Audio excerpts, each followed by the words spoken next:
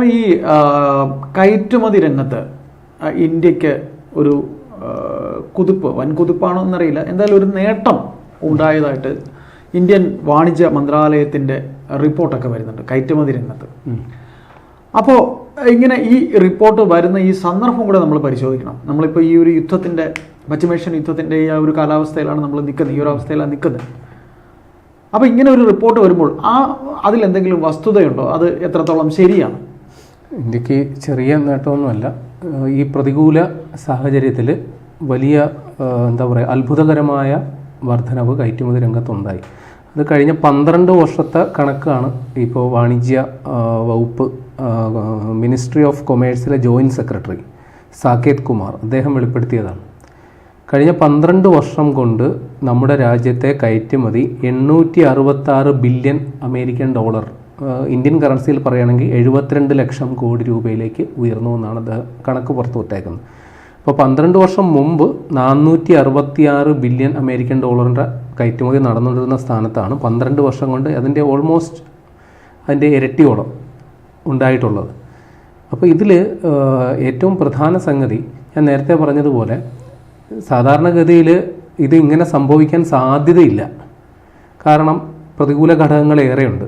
ഒന്ന്, ഒരു കോവിഡ് എന്ന് പറയുന്ന മഹാമാരി, അപ്പോൾ ഈ സകലതും മന്ദീഭവിച്ചൊരവസ്ഥയായിരുന്നു. അതൊന്ന്. അതിനുശേഷം ഇപ്പോൾ നിരന്തരമായ സംഘർഷങ്ങൾ, ഇപ്പോൾ ഇന്ത്യ പാകിസ്ഥാൻ സംഘർഷവും അതിൽ പെടുത്തണം, അതെ, റഷ്യ ഉക്രൈൻ സംഘർഷവും, കാരണം ഇതെല്ലാം ഈ ആഗോളതലത്തിൽ ഏറ്റവും ഒടുവിൽ ഒന്നാണ് ഇറാൻ അമേരിക്ക ഇസ്രായേൽ സംഘർഷം. തീർച്ചയായിട്ടും. ഇത് കൂടാതെ കുറച്ചുകൂടി കാര്യങ്ങൾ വഷളാക്കാനായിട്ട് ഇന്ത്യ അമേരിക്കയുമായിട്ടുള്ള നയതന്ത്ര ബന്ധത്തിൽ വലിയ വിള്ളലും ഉണ്ടായി. ഇപ്പോൾ ഇന്ത്യയുടെ ഏറ്റവും ഉറച്ച ഒരു മാർക്കറ്റാണ് അമേരിക്ക. കാര്യം ഇന്ത്യയിൽ നിന്ന് വില കുറവുള്ള ഉൽപ്പന്നങ്ങളെല്ലാം തന്നെ വിറ്റഴിക്കപ്പെടുന്ന, അമേരിക്കക്കാർക്കും ആശ്രയിക്കാവുന്ന ഒരു സോഴ്സായിരുന്നു ഇന്ത്യ. അപ്പോൾ രണ്ട് രാജ്യങ്ങളും തമ്മിലുള്ള നയതന്ത്ര ബന്ധത്തിലും അകൽച്ച ഉണ്ടായപ്പോൾ വലിയ രീതിയിൽ നമ്മുടെ ഇവിടുത്തെ കയറ്റുമതി അത് ബാധിച്ചിരുന്നു ഒരു ഘട്ടം വരെ. മനസ്സിലായി. പിന്നീട് അമേരിക്കയിൽ അവിടുത്തെ ആളുകൾ പ്രതിഷേധം തുടങ്ങി. കാര്യം അവർക്ക് വില കുറഞ്ഞുള്ള സാധനങ്ങൾ കിട്ടുന്നില്ല, അല്ലെങ്കിൽ അവിടുത്തെ വിപണിയിൽ വലിയ വിലക്കയറ്റം അനുഭവപ്പെടുന്നു. അങ്ങനെയാണ് പിന്നെ മനസ്സോടെ നമുക്ക് ഏർപ്പെടുത്തിയ നികുതിയൊക്കെ വലിയ രീതിയിൽ കുറവ് ചെയ്തു തന്നു. ഇപ്പോൾ ഏതാണ്ട് പഴയ സ്ഥിതിയിലേക്കൊക്കെ എത്തിയിട്ടുണ്ട്. അപ്പോൾ ഒരു യുദ്ധം നടക്കുന്നു. അപ്പോൾ ആഗോളതലത്തിൽ ഒരു വലിയൊരു സാമ്പത്തിക മാന്ദ്യം അല്ലെങ്കിൽ പ്രതികൂല വിപണി സാഹചര്യമുണ്ട്. അമേരിക്ക പോലൊരു വിപണിയിൽ നിന്ന് നമുക്ക് കാര്യമായ പിന്തുണ കിട്ടുന്നില്ല. അപ്പോൾ ഇതൊക്കെ വെച്ച് നോക്കും. പിന്നെ നേരത്തെ പറഞ്ഞ പോലെ കൊറോണ പോലെയുള്ള ലോകം മുഴുവൻ ബാധിച്ച ഒരു സംഗതി, ഇതൊക്കെ ഈ 12 വർഷ കാലയളവിലുള്ള സംഗതിയാണല്ലോ. അപ്പോഴൊക്കെയും നിരന്തരമായി നമ്മുടെ കയറ്റുമതി വർദ്ധിച്ചുകൊണ്ടേയിരിക്കുന്നു എന്നുള്ളതാണ് ഈ വാണിജ്യ കാര്യ മന്ത്രാലയത്തിൻ്റെ കണക്കുകൾ പ്രകാരം. അവരുടെ കണക്ക് പ്രകാരം ഓരോ വർഷവും ഏകദേശം 5.7% കയറ്റുമതിയിൽ വർധനമാണ് ഓരോ വർഷം അവർ ഏകദേശം കണക്കാക്കിയേക്കുന്നത്. അപ്പോൾ അതിൽ ഏറ്റവും വലിയ വർധനവ് സർവീസ് സെക്ടറാണ്. സർവീസ് സെക്ടർ എന്ന് പറഞ്ഞു കഴിഞ്ഞാൽ നമ്മുടെ കയറ്റുമതി എന്ന് പറയുമ്പോൾ സാധനങ്ങളും സേവനങ്ങളും ചേർത്താണ് പറയുക. സാധനങ്ങളെന്ന് പറയുമ്പോൾ നമ്മൾ ഈ കാണുന്ന പോലെ സോപ്പ്, ജീപ്പ്, കണ്ണാടി അതേപോലുള്ള ഉൽപ്പന്നങ്ങൾ. സേവനങ്ങൾ എന്ന് പറയുമ്പോൾ നമ്മുടെ തൊഴിൽ ശക്തിയാണ്. ഇവിടുന്ന് വിദേശ രാജ്യങ്ങളിലേക്ക് പോയി തൊഴിൽ ചെയ്യുന്ന ആൾക്കാർ. ഏറ്റവും മികച്ച IT പ്രൊഫഷണൽസ് ഇന്ത്യക്കാരാണ്. ഏറ്റവും മികച്ച ടെക്നീഷ്യൻസ് ഇന്ത്യക്കാരാണ്. പിന്നെ സാധാരണ മറ്റ് രാജ്യങ്ങളിലൊക്കെ പോയി തൊഴിലെടുക്കുന്ന വിദഗ്ധ തൊഴിലാളികളടക്കമുള്ള ഈ ഒരു ശ്രേണിയിൽപ്പെടും.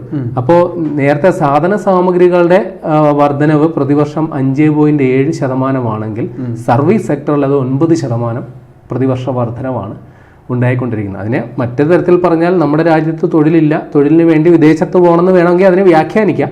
പക്ഷെ നമ്മൾ ഇതിനെ ചിത്രീകരിക്കുമ്പോൾ നമുക്ക് ഇങ്ങോട്ടേക്ക് രാജ്യത്തേക്ക് അവിടുന്ന് സമ്പാദിക്കുന്ന പണം ഇങ്ങോട്ടേക്ക് വരാനുള്ള സാധ്യതയും കൂടി ഉണ്ടല്ലോ. അപ്പോൾ കയറ്റുമതി, സർവീസ് സെക്ടറിലെ കയറ്റുമതിയിൽ 9% വർധനവാണ് പറയുന്നത്. ഇനി മർച്ചൻഡൈസ് എക്സ്പോർട്സ്, അതായത് സാധനങ്ങൾ, നമ്മുടെ ഈ സോപ്പ്, ജീപ്പ്, കണ്ണാടി, അരി, വ്യഞ്ജനം അതേപോലുള്ള സാധനങ്ങളൊക്കെ ഉണ്ടല്ലോ, അതിൻ്റെ കയറ്റുമതി 310 ബില്യൺ അമേരിക്കൻ ഡോളർ ആയിരുന്നത് 442 കൂടിയിട്ടുണ്ട്. എന്നാൽ സർവീസ് സെക്ടറിൽ 158 ബില്യൺ അമേരിക്കൻ ഡോളർ എന്നുള്ളത് അതിൻ്റെ ഇരട്ടിയിലധികം 421 ബില്യൺ അമേരിക്കൻ ഡോളറായിട്ടാണ് വർദ്ധിച്ചതെന്നാണ് പറയുന്നത്. ഇനി നോൺ പെട്രോളിയം എക്സ്പോർട്ട്, അതായത് ഈ കയറ്റുമതിയിലെ ഏറ്റവും കൂടുതൽ കോൺട്രിബ്യൂട്ട് ചെയ്യുന്ന ഒരു സാധനമാണ് പെട്രോളിയം ഉൽപ്പന്നങ്ങൾ. ലോകത്തെമ്പാട് ആവശ്യമുള്ള സാധനം ആയതുകൊണ്ട് പല രാജ്യങ്ങളുടെ നമുക്കതില്ല. നമുക്ക് വളരെ പരിമിതമായ തോതിൽ എവിടുന്നെങ്കിലും ക്രൂഡ് ഓയിൽ കൊണ്ടുവന്നിട്ട് ഇവിടെ സംസ്കരിച്ച് ബൈ പ്രൊഡക്ട്സ് ആക്കി മാറ്റിയിട്ട് കയറ്റുമതി ചെയ്യുന്നതാണ് നമ്മുടെ ഏക സംഗതി. മറ്റു പല രാജ്യങ്ങളും പെട്രോളിയം അവർക്ക് സ്വന്തമായി സോഴ്സ് ഉള്ള രാജ്യങ്ങൾ അവരുടെ ഏറ്റവും വലിയ കയറ്റുമതി പെട്രോളിയം ഉൽപ്പന്നങ്ങളാണ്. അപ്പൊ നമ്മൾ ഈ കണക്കുകളെല്ലാം പറയുമ്പോൾ നോൺ പെട്രോളിയം എക്സ്പോർട്ട് മാത്രം 387.9 ബില്യൺ അമേരിക്കൻ ഡോളറിന്റെ ഉണ്ട് എന്നുള്ളത് കൂടി നമ്മൾ മനസ്സിലാക്കണം. അത് നമ്മുടെ ഇവിടുത്തെ ആഭ്യന്തര തലത്തിൽ നമ്മുടെ വ്യവസായ മേഖലയുടെയൊക്കെ ഒരു ശക്തിയായിട്ട് തന്നെ ചിത്രീകരിക്കാം. കാരണം പല രാജ്യങ്ങളും അവരുടെ കയറ്റുമതിയിൽ മേജർ ഷെയർ പെട്രോളിയം ഉൽപ്പന്നങ്ങൾക്കാകുമ്പോൾ നമ്മുടെ മേജർ ഷെയർ വന്നേക്കുന്നത് ഈ നോൺ പെട്രോളിയം ഉൽപ്പന്നങ്ങളാണ് എന്നുള്ളത് കൂടി നമ്മൾ മനസ്സിലാക്കി വെക്കണം.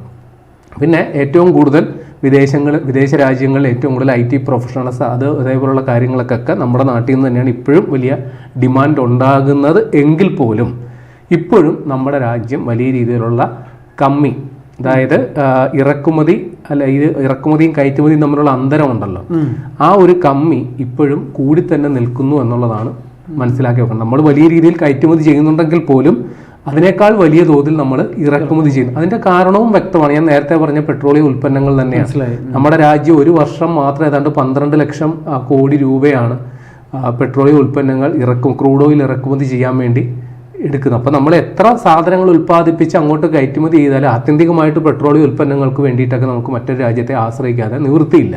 അപ്പൊ അതുകൊണ്ട് തന്നെ ആ അന്തരം ഇപ്പോഴും അങ്ങനെ തന്നെ തുടരുന്നു. നമുക്ക് കയറ്റുമതി കുറവും ഇറക്കുമതി കൂടുതലും തന്നെയാണ്. പക്ഷെ ആ കാര്യത്തിലും ആശാവഹമായ ചില പുരോഗതികൾ ഉണ്ടെന്നാണ് ഈ കണക്കുകളിലൂടെ പറയാൻ ശ്രമിക്കുന്നത്. ഇനി എന്തുകൊണ്ട് ഈ ചുരുങ്ങിയ 12 വർഷം കൊണ്ട് ഇത്ര ചുരുങ്ങിയ കാലയളവ് കൊണ്ട് ഈ വർധന ഉണ്ടായെന്നുള്ളതിന് പല പല ഉത്തരങ്ങളുണ്ട്. ഒന്ന്, നമ്മുടെ കാഴ്ചപ്പാടിൽ വന്ന മാറ്റം. കാര്യം നമ്മൾ എന്തെങ്കിലും ഉൽപ്പന്നങ്ങൾക്ക് വേണ്ടിയിട്ട് പ്രത്യേകിച്ച് ഈ ടെക്നിക്കലായിട്ട് ബന്ധപ്പെട്ട എഞ്ചിനീയറിംഗ് ഗുഡ്സുമായിട്ട് ബന്ധപ്പെട്ടുള്ള സംഗതികൾ, ചില യന്ത്രഭാഗങ്ങൾ അതേപോലുള്ള അല്ലെങ്കിൽ ചില ടെക്നിക്കലായി കമ്പ്യൂട്ടർ അധിഷ്ഠിത സംവിധാനങ്ങളൊക്കെ തന്നെ സാധാരണഗതിയിൽ നമ്മൾ വിദേശങ്ങളിൽ നിന്ന് ഇറക്കുമതി ചെയ്യുക എന്നുള്ളതായിരുന്നു നമ്മുടെ പഴയ രീതി. അതൊക്കെ ഇപ്പം മാറിയിട്ട് അതൊക്കെ ഇവിടെ മാറിയിട്ട് ഇന്ത്യൻ നിർമ്മിത ഉൽപ്പന്നങ്ങൾ നമ്മുടെ ആവശ്യങ്ങൾക്ക് വേണ്ടി നിർമ്മിക്കുകയും കൂടാതെ അത് മറ്റ് രാജ്യങ്ങളിലോട്ട് കയറ്റുമതി ചെയ്യുന്നു. കൂടാതെ ഒരു കാലത്ത് നമ്മൾ വിദേശത്ത് നിന്ന് വാങ്ങിക്കൊണ്ടിരുന്ന പല ഉൽപ്പന്നങ്ങളുടെയും പ്ലാന്റുകൾ അല്ലെങ്കിൽ അസംബ്ലി യൂണിറ്റുകൾ ഇപ്പോൾ നമ്മുടെ രാജ്യത്ത് ഉണ്ട്. ഞാൻ ഇടയ്ക്കെന്ന് ചോദിച്ചോട്ടെ, ഈ മത്സ്യ സമ്പത്തൊക്കെ കയറ്റുമതിയിലുണ്ടായിരുന്നു.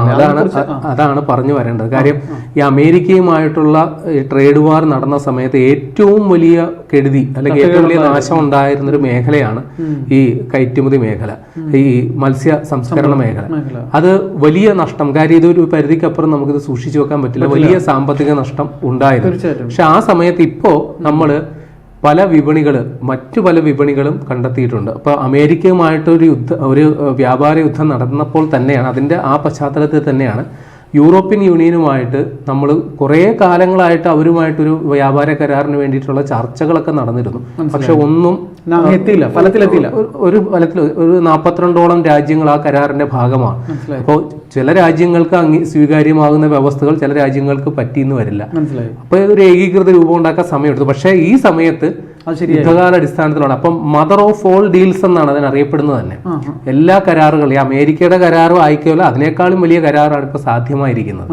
അപ്പോ ഇത് അതെ, ഈ അമേരിക്കയുമായിട്ടുള്ള ഈ പ്രശ്നം നിന്നപ്പോൾ നമുക്ക് ഈ പറഞ്ഞ പോലെ സീ ഫുഡ്സിന് ഒരു ഡൗൺഫോൾ ഉണ്ടായിരുന്നു. ആ സമയത്ത് നമ്മൾ ആഫ്രിക്കൻ രാജ്യങ്ങളിലും ചൈന എന്ന് പറഞ്ഞാൽ ഏറ്റവും കൂടുതൽ കയറ്റുമതി ചെയ്യുന്ന രാജ്യമാണ്. പക്ഷെ അങ്ങോട്ടേക്ക് പോലും ഇന്ത്യൻ ഉൽപ്പന്നങ്ങൾക്ക് പരിമിതമായ അളവിൽ ഒരു വിപണി സാധ്യത കണ്ടെത്താൻ പോകുന്ന സീ ഫുഡ്സ് എന്നൊക്കെ പറഞ്ഞ ക്വാളിറ്റി സാധനങ്ങളൊക്കെയാണ്. അത് ഓരോ രാജ്യങ്ങൾ, ഇപ്പൊ അമേരിക്ക എന്ന് പറയുന്നത് അവിടുത്തെ ഭക്ഷ്യസുരക്ഷാ മാനദണ്ഡങ്ങൾ എന്ന് പറഞ്ഞാൽ കുറെ കർക്കശ്യമാണ്.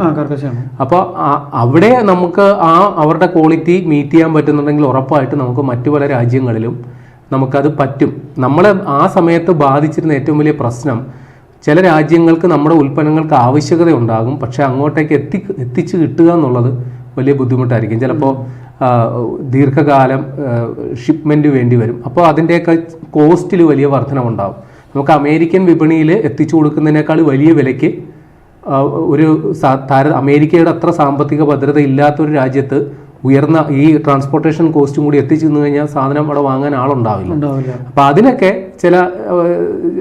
ചില പോംവഴികളൊക്കെ കണ്ടെത്തിയിട്ടാണ് ഈ മറ്റു വിപണികളൊക്കെ നമ്മൾ തേടിയെടുത്തത്. ഇനി ഇവിടെ ഇന്ത്യൻ കയറ്റുമതിയിൽ ഏറ്റവും വലിയ കോൺട്രിബ്യൂഷൻ നടത്തിയേക്കുന്നത് നമ്മുടെ ഇന്ത്യൻ നിർമ്മിത സ്മാർട്ട് ഫോണുകൾക്കും ഇലക്ട്രിക്കൽ ഉൽപ്പന്നങ്ങൾക്കും ഇപ്പോൾ വലിയ സ്വീകാര്യത വന്നിട്ടുണ്ട്. ഇപ്പോൾ ഐഫോൺ അടക്കമുള്ള ആപ്പിൾ കമ്പനികളൊക്കെ ഇന്ത്യയിൽ അസംബ്ലി യൂണിറ്റ് നടത്തുന്നുണ്ട്. അതൊന്ന്. പിന്നെ എഞ്ചിനീയറിംഗ് ഗുഡ്സ്, ഞാൻ നേരത്തെ പറഞ്ഞതുപോലെ പണ്ട് നമ്മൾ ചില യന്ത്രഭാഗങ്ങൾക്ക് വേണ്ടിയിട്ട് വിദേശങ്ങളെ ആശ്രയിച്ചിരുന്നെങ്കിൽ ഇപ്പോൾ അതെല്ലാം ഇന്ത്യൻ നിർമ്മിത ഉൽപ്പന്നങ്ങളായിട്ട് വരുന്നു. പിന്നെ നിരവധിയായ മരുന്നുകൾ, ഇപ്പോൾ ജനറിക് മരുന്നുകൾ, ഏറ്റവും വില കുറച്ച് വിൽക്കാൻ പറ്റുന്ന മരുന്നുകളാണ്. അതിന്റെ ഏറ്റവും വലിയ ഉത്പാദകർ ഇന്ത്യയാണ്. അതിന്റെ പിന്നെ ഏറ്റവും പ്രധാനപ്പെട്ട സംഗതിയാണ് ഡിഫൻസ്.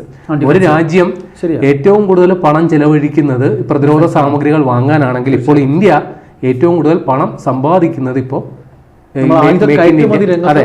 ഇനി ഈ കാര്യത്തിൽ എന്തുകൊണ്ട് ഈ മാറ്റം വന്നെന്ന് പറഞ്ഞു കഴിഞ്ഞാൽ കേന്ദ്ര സർക്കാർ എടുത്ത നയപരമായ ഒരു തീരുമാനം, ഈ make in India, Atmanirbhar Bharat എന്നൊക്കെ വെറും ഒരു മുദ്രാവാക്യം മാത്രമല്ല, അത് അക്ഷരാർത്ഥത്തിൽ നടപ്പിലാക്കുന്നുണ്ട്. ആ ഒരു രീതിയിൽ ഉൽപ്പാദിപ്പിക്കപ്പെടുന്ന ഉൽപ്പന്നങ്ങൾക്ക് ഏതാണ്ട് ഇന്ത്യ സർക്കാരിന്റെ ഗ്യാരണ്ടി എന്നതുപോലും എന്ന രീതിയിൽ ചിത്രീകരിക്കപ്പെട്ട് അതിനൊക്കെ വലിയ രീതിയിൽ ലോക മാർക്കറ്റിൽ വലിയ വിപണി സാധ്യതകളുമുണ്ട്. അപ്പോൾ അതൊക്കെയാണ് മൊത്തത്തിൽ ഈ പ്രതികൂല കാലാവസ്ഥയിൽ പോലും രാജ്യത്തിന് ഇങ്ങനെ ഒരു അനുകൂലമായ ഒരു വിപണി ചിത്രം തെളിയാനുള്ള കാരണം.